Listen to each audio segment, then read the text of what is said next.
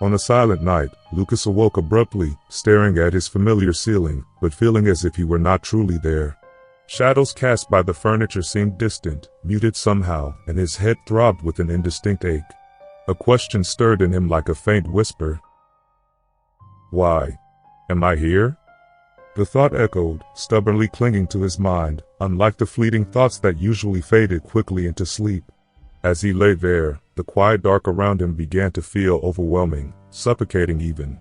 With a deep sigh, he turned and let his mind wander through the silence, feeling the weight of the question pressing down on him.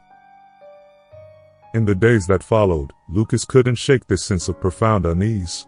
Going through his daily routines, dressing, heading to work, chatting with colleagues, it was as though he were moving through a fog, aware that something significant was eluding him. It was strange because Lucas was, by all means, an ordinary man. Middle-aged, with a steady job, a quiet family life. He was normal, someone who rarely pondered the complexities of existence. And yet, here he was, unable to escape this new, haunting question. Who am I? As the days passed, the question seemed to infiltrate everything. In moments of stillness, he'd catch his reflection in a glass or window and find himself staring at a face he should have known all too well. His own face, brown eyes, hair graying slightly at the temples, and a familiar, comfortable shirt. But somehow, the man looking back at him seemed unfamiliar, like a stranger who had borrowed his face. The dreams began soon after. In one dream, he found himself standing in front of a mirror, but the reflection staring back was not his own. The figure was featureless, almost blurred, yet it had an unsettling intensity that felt personal, intrusive even. As Lucas looked closer, the figure's mouth moved, though he couldn't hear the words at first. Then it came through, as though echoing from within his own mind. Do you truly know who you are? Lucas jolted awake, his heart racing, the question reverberating within him, refusing to let go. Lucas found himself searching for answers in books on philosophy. He read Descartes, clinging to the famous assertion, I think, therefore I am. But even that didn't satisfy his deepening confusion. If he could think, did that alone make him real? And was there more to this existence than just thought? What if this feeling of I is nothing more than an illusion created by the brain signals? He wondered. Neuroscientists explain consciousness as a product of brain activity, but why did he feel like himself, and not someone else?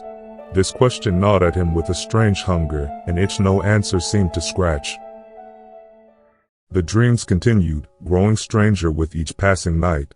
One night, he saw himself as a child, watching him with a knowing smile. Lucas, in his adult form, looked down at his younger self, wondering what the child saw. Why are you here, in this moment, right now? The child asked, his voice clear and light, holding a question too heavy for his small frame. Lucas opened his mouth to answer, but no words came. He awoke, feeling a deeper confusion than ever. This question of why here, why now, lingered, unraveling his sense of self further, pulling at the edges of his perception. Seeking relief, Lucas joined a local philosophy club, hoping to find some solace among those who shared his questions. There, he met Matthias, an older philosopher with a calm and curious presence. Matthias listened thoughtfully as Lucas poured out his fears. Do you truly believe that this I you feel is entirely you?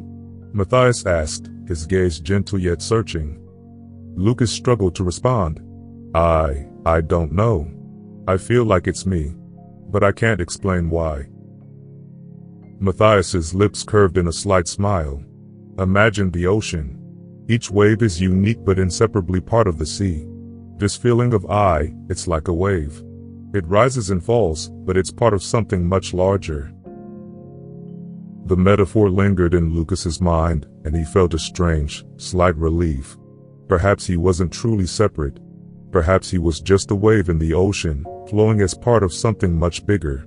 But he still felt incomplete. He needed to go deeper. That night, Lucas stood before his mirror, gazing into his own eyes, repeating the question silently, who am I?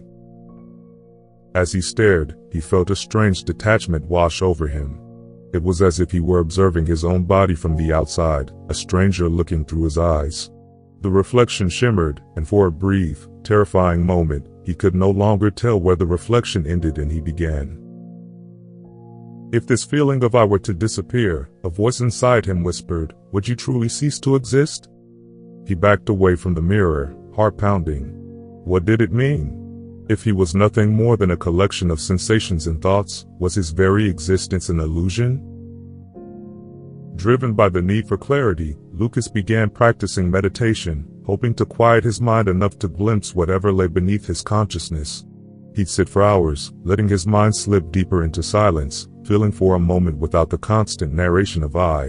One evening, he felt something strange, a fleeting, absolute stillness. In that instant, he was no longer Lucas. He was simply a presence, a silent awareness, devoid of name, history, or identity. He remained still, feeling his sense of self dissolve into the background. There was no joy, no sorrow, just a weightless, unbound existence.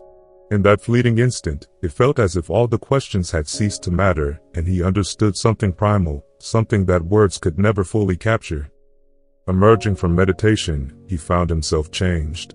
Yet, as he returned to daily life, the questions began to return, albeit softened, like echoes in a distant canyon.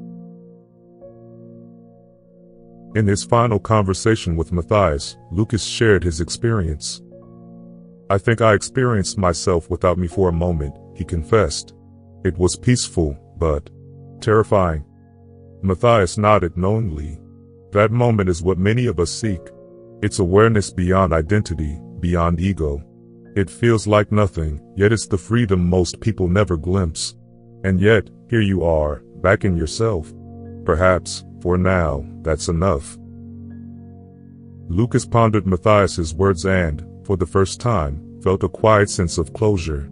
He understood that his search might never yield a single, absolute answer. But he no longer needed one. He had seen a glimpse of something larger, a silence that held him before thought, before identity. That night, Lucas lay under his familiar ceiling, feeling a quiet calm he hadn't felt in weeks. The questions remained, but he felt at peace with them, no longer fearing the vastness of the unknown. I am. Whoever I am in this moment, he whispered to himself, drifting into sleep. In the darkness, the question softened, joining the endless sea Matthias had spoken of, a single wave among countless others, all flowing together, moving toward an unseen shore.